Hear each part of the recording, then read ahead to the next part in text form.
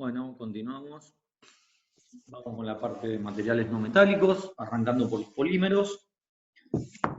Ustedes ya han visto algo de polímeros en química orgánica, por lo menos la obtención, los procesos de polimerización. Estos materiales poliméricos están constituidos por grandes o largas cadenas y redes moleculares, o sea, son cadenas largas con uniones de diferente tipo entre esas largas cadenas, y de acuerdo a esta cantidad de uniones, en general es todas de tipo covalente, va a ser la resistencia y las propiedades mecánicas que tengan estos materiales. Por lo tanto, ni profesores ni alumnos podemos ingresar. Así que eso por un lado. ¿Podrían silenciar el micrófono la persona que lo tiene abierto? Gracias. Bueno, estas largas cadenas están formadas por grupos simples, denominados monómeros, los cuales están formados básicamente por carbono, hidrógeno, nitrógeno, oxígeno o azufre. Carbono, hidrógeno prácticamente siempre, nitrógeno, oxígeno y azufre, de acuerdo al tipo de polímero que obtengamos o que deseemos obtener. La mayoría de estos polímeros no presentan estructuras cristalinas, si bien hay algunos que presentan algunas estructuras semicristalinas. Su resistencia y ductilidad varía considerablemente de acuerdo al tipo de polímero. Ya veremos la clasificación, donde tenemos algunos denominados termoestables, que son mucho más resistentes que los termoplásticos. Por su conformación estructural interna, son malos conductores tanto de electricidad como de calor, o sea que pueden ser utilizados como aislantes térmicos. Bajo coeficiente de fricción, pero son relativamente blandos. No todos, pero en general. Y se pueden mezclar con otros polímeros, denominados copolímeros. A ver, tenemos polímeros obtenidos con monómeros de distintas especies, donde el que se encuentra en menor cantidad lo denominamos copolímeros, para modificar las propiedades de ese polímero. Me parece que me estoy quedando sin batería, así que vamos a darle. Y en otros casos podemos mezclar varios polímeros, al menos dos, para también modificar las prestaciones básicas que tenía cada uno de ellos. Un ejemplo puede ser la adición en general a materiales poliméricos que son rígidos de algún elastómero, y de esa manera mejorar las propiedades, básicamente la fragilidad que presentaba ese polímero, haciéndolo un poco más tenaz.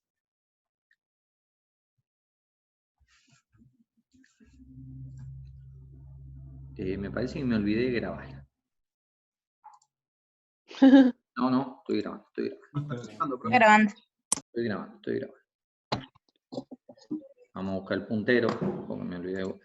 Siempre me olvido de algo. Bueno, la clasificación más masiva o más general la tenemos en plásticos y elastómeros, y los plásticos en termoplástico y termoestable. Vamos a pasar a ver cada uno de ellos. Los plásticos termoplásticos son aquellos que pueden reciclarse, o sea que los podemos calentar varias veces, dependiendo, cada uno es la cantidad de veces que lo podemos reutilizar, que los calentamos, llegamos a su temperatura de reblandecimiento, denominada temperatura de transición vítrea, ya lo vamos a ver en los materiales cerámicos, para por algún proceso de obtención de elementos, sea inyección, extrusión o soplado, obtener las piezas o los elementos que querramos construir con ellos. Por eso hablamos de que son reciclables.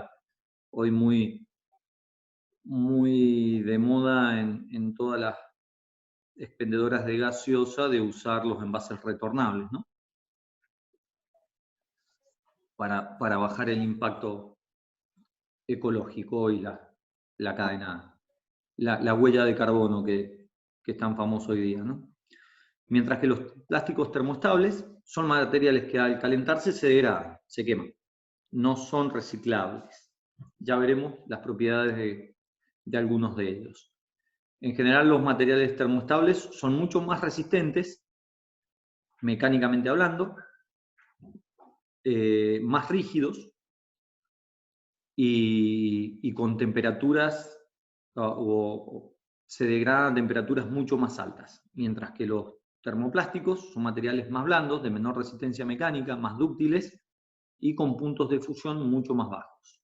Mientras que los termoestables no tienen punto de fusión, directamente se degradan por combustión. Bueno, acá hay unos ejemplos, ustedes ya de química orgánica la tienen mucho más fresca que yo, ¿no? Cómo es la constitución de un polímero. Partimos de N unidades de monómero para obtener un polímero por uniones covalentes de esos monómeros. Calculo que todo ya rendido en orgánica, ¿no?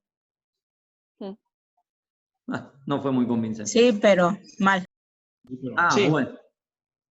Bueno, en función del monómero va a ser el nombre que reciba. Por ejemplo, si tenemos como monómero el etileno, vamos a obtener el polietileno, con un punto de fusión entre 110 y 137 grados, policloruro de vinilo, que es el famoso PVC, el polipropileno, poliestireno, poliacrilonitrilo, poliacetato de vinilo. Bueno, estos son algunos ejemplos, los cuales se obtienen por los diferentes métodos. ¿Los vieron en química orgánica, los métodos de obtención? Sí. Polímeros de adición, polímeros de sustitución. Sí. Bien, no, yo solamente voy a nombrar los procesos, no vamos a perder tiempo en eso, vamos directamente a lo nuestro.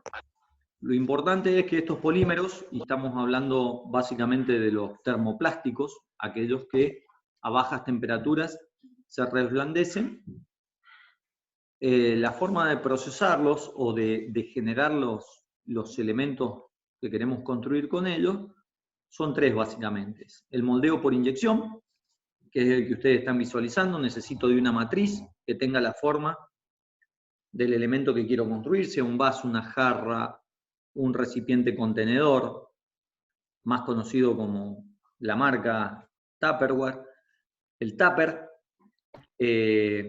elementos de la industria automotriz, porque estos tuvieron gran desarrollo para reemplazar algunos materiales tradicionales en la industria automotriz. Bueno, el método por inyección se basa en el material en pequeños pellets, se adiciona a un tornillo usillo, que viene siendo como el tornillo o el usillo de la moledora de carne. Esto está calefaccionado para poder llegar a la temperatura de fusión del material, y el tornillo lo va comprimiendo, generando el desplazamiento hacia el molde del material. El material llena el molde. Fíjense acá, las piecitas son estas. Este es el canal por donde va el material fundido y va llenando cada una de las piecitas. Después habrá un operario que va cortando y haciendo la terminación del elemento. Bueno, fíjense, acá está cuando se hace la apertura del molde y se saca la pieza. Después se le corta eso y queda la pieza. El otro método es por extrusión. Acá el tornillo usillo ya tiene una geometría diferente. Y la diferencia con el anterior es que lo que obtengo son perfiles extruidos. Piezas de grandes longitudes, o bien si se coloca una pieza cortadora, yo genero la forma y al ir cortando me va generando la pieza. Ese es el proceso de extrusión. Bueno, acá verán que tienen una zona, temperatura del cilindro igual al punto de fusión del plástico, zona de tolva, retraso de la fusión, acá hay un mezclado, acá se comienza a producir la fusión y en esta última parte se aumenta la presión, pero en mucho mayor medida que en el caso anterior. Por lo tanto, el número de fallas que pueden quedar con un proceso de extrusión es menor. El último método que vamos a ver es el moldeo por soplado, que básicamente es para la obtención de los envases que ustedes conocen. Todas las botellas de gaseosa, de agua y demás son obtenidas por el proceso de soplado, donde inicialmente se genera lo que se llama la preforma, que ya tiene la rosca y el anillito donde ustedes lo agarran, y para abajo es un tubito cerrado con una pared específica que cuando acá se inyecte el aire, este molde se cierra, la preforma queda colocada acá, tomada desde la rosca que ya viene hecha, esto se cierra, comienza a inyectarse aire caliente, esto está caliente, el material polimérico llega a su temperatura de reblandecimiento, esa TG o temperatura de transición vítrea, comienza a expandirse por efecto de la presión del aire, el aire se inyecta a 40 kilos por centímetro cuadrado, posteriormente hay una etapa de enfriamiento, apertura del molde y obtención del recipiente contenedor listo para el llenado.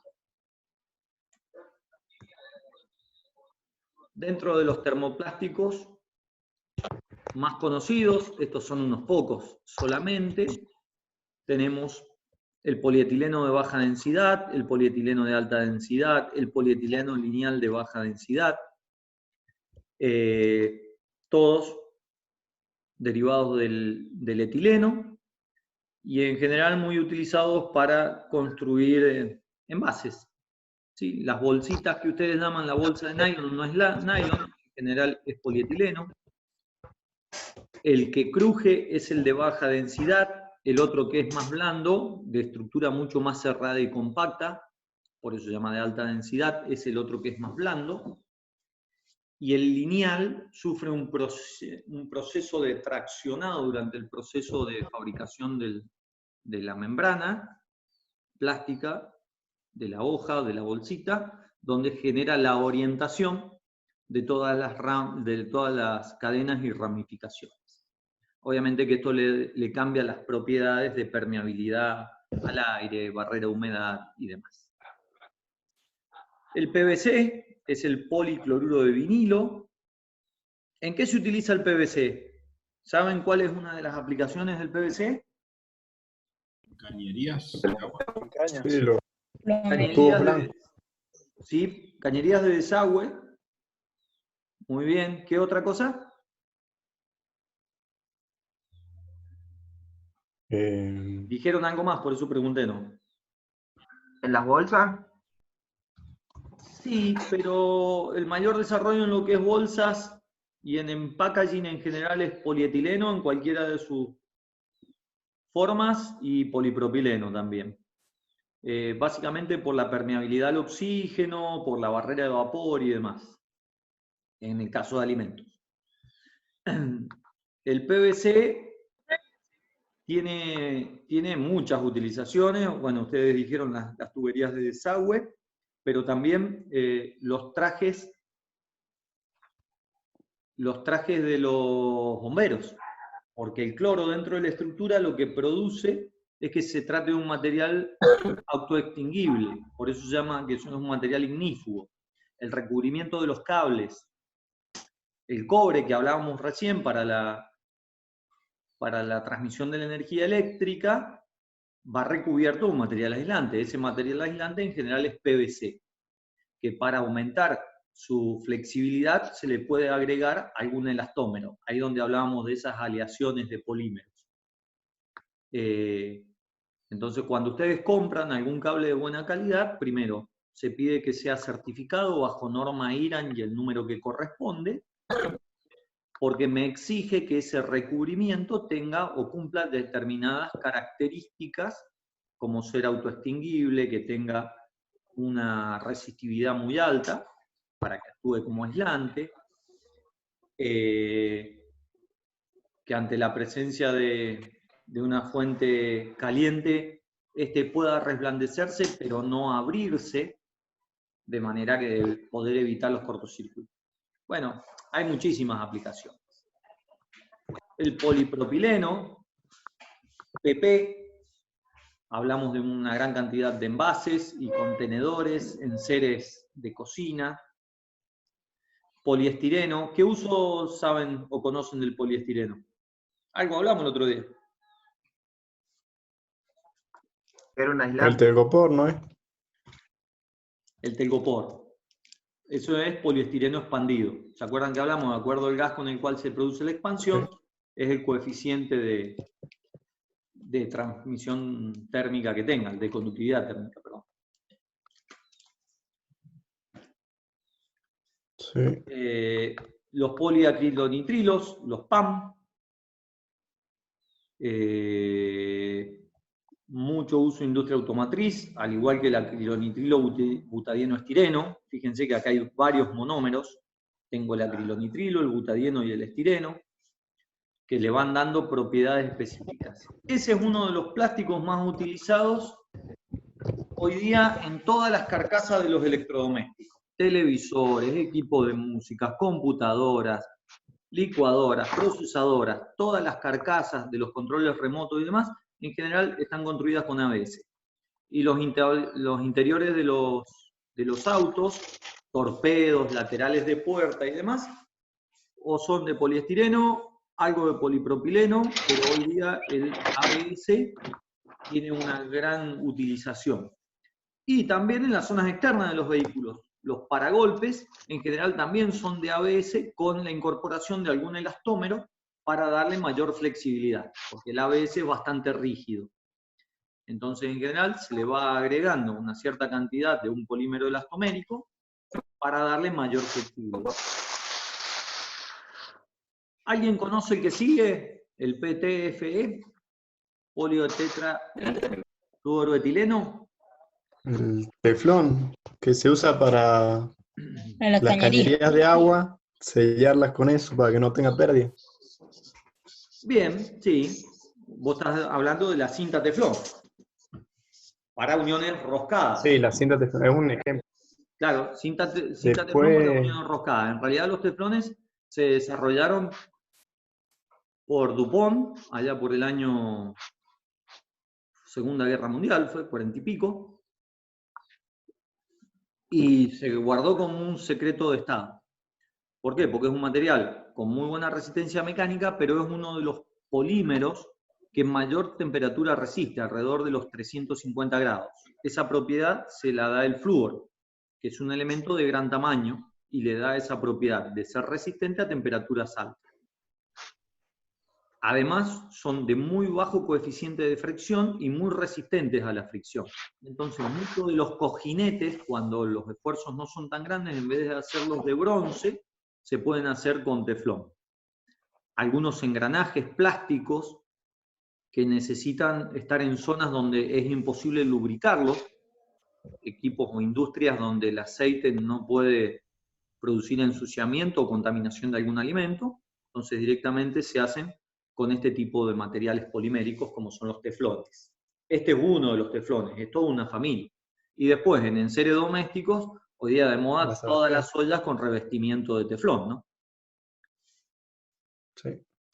Que es una superficie antiadherente, por lo menos durante un tiempo. Después el teflón comienza a sufrir el daño térmico y comienza a levantarse y no los comemos. Y algunas mamás o algunos que no tenemos demasiada paciencia y en vez de darle con una esponjita suave para lavar, le meten el estropajo y obviamente el acero inoxidable del estropajo es bastante más duro y resistente que el teflón, por lo tanto lo rayo y lo arranco.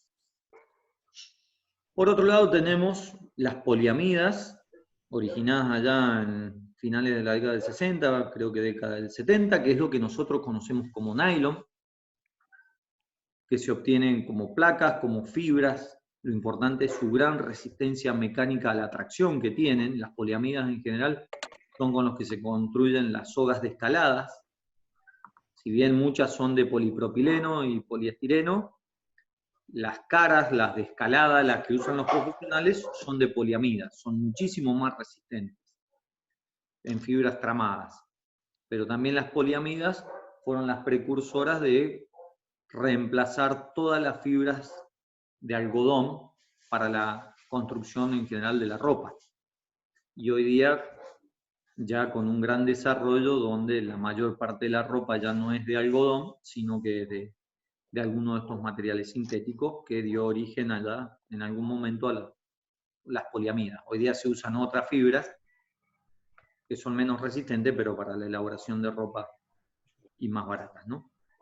Después toda la familia de los policarbonatos, que la ventaja que tienen es son bastante rígidos pero resistentes, pero de alta cristalinidad. Entonces ustedes saben que se usan para la fabricación de las ópticas de los autos, han reemplazado el vidrio en ciertas cosas, los cristales de las lentes, de los lentes, entre otras. Y uno que está entre los termoplásticos y los termoestables, que es el poliuretano. De acuerdo a cómo se produzca y qué función tenga, puede actuar como termoplásticos, como por ejemplo en el caso de las suelas de los zapatos de seguridad, donde un buen calzado de seguridad que resista hidrocarburos tiene suela de poliuretanos, y en general suelas de más de una fase de poliuretanos, poliuretanos de distintas densidades, para darle mayor confort al calzado, ¿sí? Empezamos con la que va pegada al piso, que es una de alta densidad, para evitar el daño por elementos virutas, clavos o lo que sea, una capa intermedia y una capa blanda, como es la suela de las zapatillas de running, básicamente, ¿no? Que tenemos esa parte que parece goma eva, en general son poliuretanos de baja densidad. Y después, como termoestables, los poliuretanos se utilizan como aislantes térmicos, ¿sí? Que es lo que habíamos hablado. Pero ahí están como termoestables, porque se los obtienen por reacción química. En todos estos casos no hay reacción química, sino que están como material sólido, le aplico calor, los llevo a la temperatura de donde comienzan a fluir, y por un proceso de extrusión, de inyección o de soplado, le doy la forma final. En el caso de cuando yo el poliuretano lo uso como aislante térmico, lo hago reaccionar químicamente para generar la expansión. En ese caso hay reacción química, todos los termoestables se obtienen por reacción química, y producen su adherencia y tienen un tiempo de curado. De acuerdo a las proporciones de poliuretano y el reaccionante, o sea, la otra parte que cataliza la reacción y la generación de la expansión, es la densidad final que voy a obtener en ese aislante. ¿Qué características generales tienen los termofijos? Termofijos o termoestables. Alta estabilidad térmica, cosa que los otros no. En general las temperaturas rondan, hay tablas en la bibliografía, pero a partir de los 60 grados ya la resistencia mecánica empieza a aflojar mucho, o sea, baja muy rápidamente.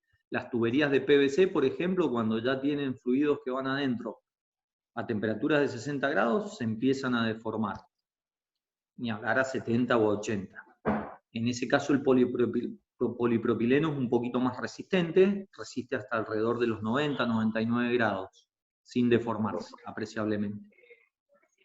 Pero rondan ahí, vamos entre los 60 y los 120 grados, salvo los teflones que pueden llegar a 350 grados.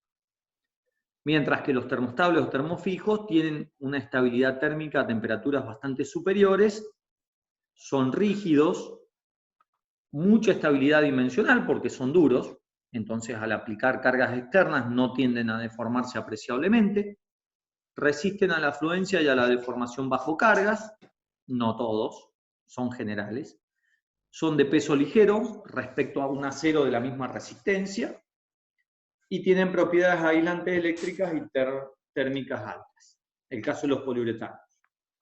Y de algunos otros que vamos a ver ahora. Por ejemplo, la baquelita. La baquelita fue el primer polímero descubierto, que es una reacción de resina fenólica obtenida por reacción, son resinas fenólicas obtenidas por reacción del fenol con formaldehído. Amplia utilización en la industria eléctrica. Si ustedes escuchan sus abuelos, bisabuelos, dicen, ¿qué olor a baquelita? En vez de a plástico quemado, a baquelita. ¿Por qué? Porque todas las llaves de corte eléctrico, los puntos que se llaman, para encender o apagar una luz, estaban construidos de baquelita, hoy día de otros polímeros. Entonces cuando había un recalentamiento o algo así, salía un olor característico, que es el de los formaldehídos. Entonces decía, ¿qué olor a plástico quemado? ¿Qué olor a baquelita? Es un plástico muy resistente, y si además le adiciono a esas resinas algunas fibras, más resistencia toman aún, que lo vamos a ver en los materiales compuestos si llegamos.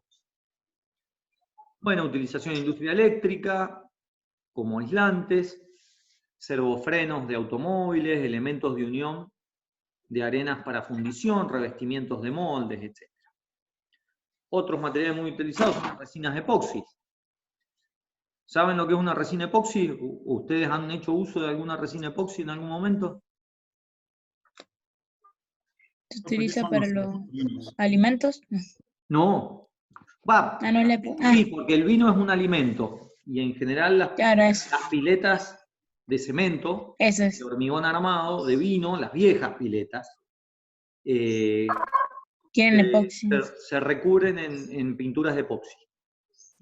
Lo que pasa es que los epoxis hay que desodorizarlos y generar una cantidad de procesos importantes. Y el otro problema, como son resinas bastante rígidas, cuando están en espesores delgados, si la pileta tiene mucho movimiento, se fractura, se quiebra. Hay algunas más flexibles que otras. Pero hoy en día se utiliza mucho para el pintado de pisos. Hay muchas casas donde no le ponen un recubrimiento cerámico o de porcelanato y se hace aplicación en los pisos, los hangares de los aviones. Pero es caro. Es caro, ¿no? es caro, pero tiene muy buena prestación, y con muy buena terminación. Si está bien aplicado, muy buena terminación.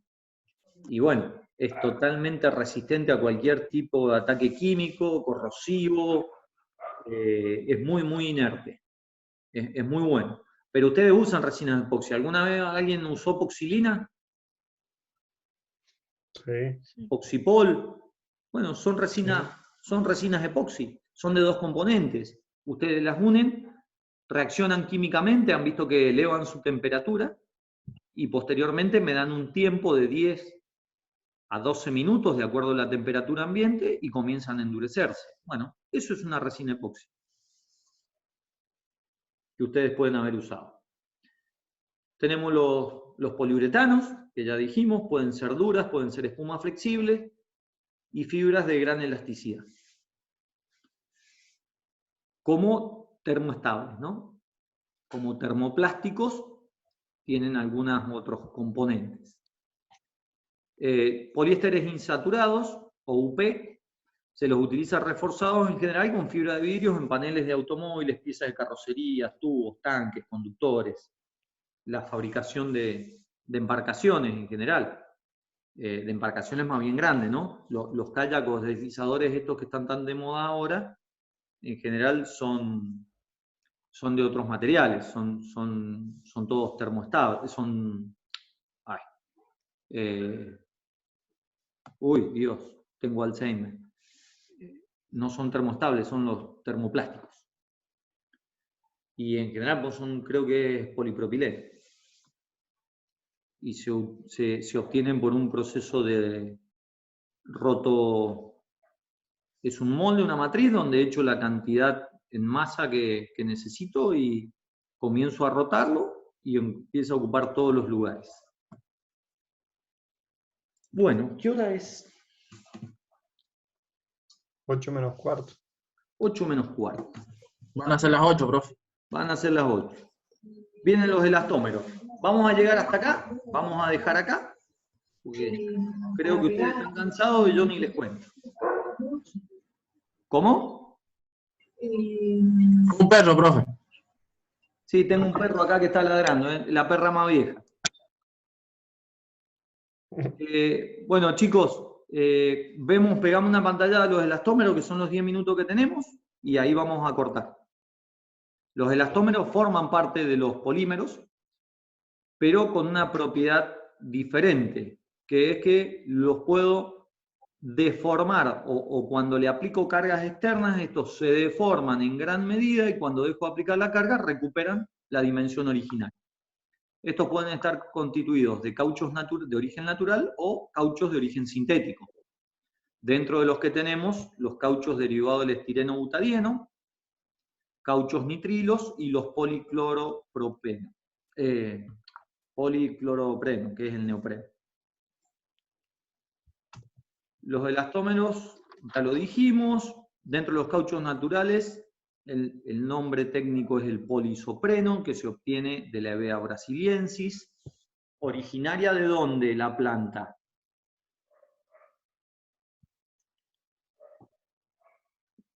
¿No arriesgan de dónde es? De Brasil. Y por el nombre es de Brasil, no, pero es de Asia. Es una planta originaria de Asia. ¿No? ¿Por qué se llama Hevea brasiliensis? No me pregunten, habría que preguntárselo a algún ingeniero agrónomo. De ella se obtiene un líquido lechoso, que es lo que ustedes conocen como el látex, que en realidad es el polisopreno, que contiene pequeñas cantidades de caucho. A eso se le hace un tratamiento, y quien hizo el descubrimiento fue don Goodyear. Me gustaría ser tartaranieto de ese hombre, porque la plata que debe juntar es impresionante. Cuando inventó el proceso de vulcanización, donde con presión, temperatura y adición de azufre, va generando en este líquido lechoso o látex puentes de azufre que van aumentando la resistencia mecánica del caucho. Obviamente, si le doy mayor entrecruzamiento a este polímero, cada vez lo hago más rígido, pero tiene menos capacidad de deformación. Entonces, de acuerdo a la cantidad de azufre que vaya incorporando, a la presión y a la temperatura, es cuáles las propiedades mecánicas a las cuales voy a dedicar. Eso en los cauchos naturales. También por efecto de la Segunda Guerra Mundial y el corte que sufrieron los alemanes del ingreso de polisopreno desde Asia, tenían la necesidad de equipar todo su material bélico con cubiertas y todos los derivados del caucho. Entonces pusieron a otros científicos a trabajar y obtuvieron los cauchos sintéticos del estireno butadieno, que son los que se utilizan actualmente, los SBR. Los usaron básicamente para usar bandas de rodamiento en automóviles, las cubiertas, pero después todo lo que se utiliza como goma. Y en la actualidad hay mezclas de cauchos sintéticos con cauchos naturales, mejorando las propiedades de uno sobre otro. Los cauchos nitrilos tienen como copolímero del butadieno el acrilonitrilo. Esto lo que hace es darle gran resistencia a los hidrocarburos. En general, los cauchos del polisopreno y del SBR, del estireno butadieno, se degradan fácilmente, sus entrecruzamientos se degradan y se hacen permeables y se estiran. Si no, agarren un guante de estos descartables de látex, los de medicina, y pásense un poco de nafta. Inicialmente tenían el guante pegadito y al rato, o de thinner, al rato se empieza a estirar y pierde la impermeabilidad. Por eso es que los que ustedes ven en las estaciones de servicio son derivados de cauchos nitrilos. Tienen nitrilos en su composición que evita el ataque por parte de los hidrocarburos. Entonces se utiliza para manguera de combustible donde se necesita resistencia. A ver, se utiliza en todo lo que se necesite. Flexibilidad, poder absorber vibraciones y que sean resistentes a estos combustibles.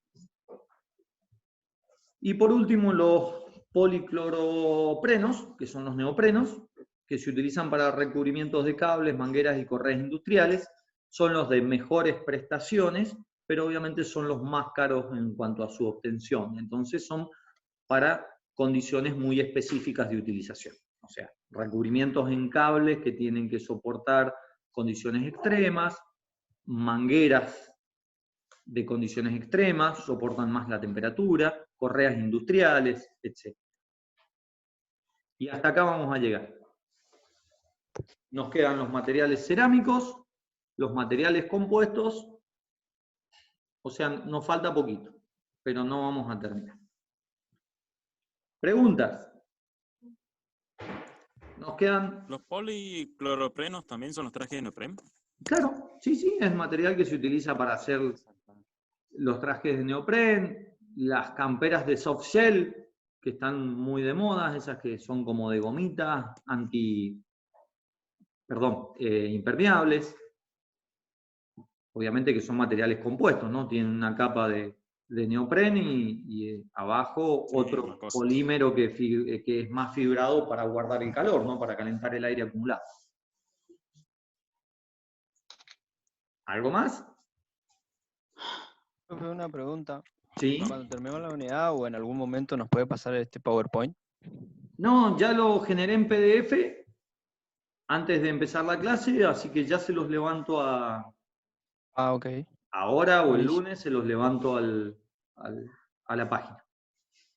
Bueno, gracias. Igual que los videos anteriores ya los subí. Ahora estos videos los voy convirtiendo, porque llevan un proceso, los subo a YouTube y les genero el link y les pongo el link en la página. Profe, ¿Sí? las diapositivas quedaron en esos colores ¿Sí?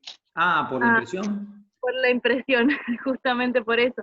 Pero Y bueno, no hay... no las impriman. Lo que pasa es que en general le pongo siempre fondos oscuros porque en el aula se visualizan mejor. Exacto. Fondos oscuros y letras claras. Bueno, no hay problema, gracias, profe. Pero lo que pasa es que cambiar los fondos lleva su tiempito también. Sí, no, hoy.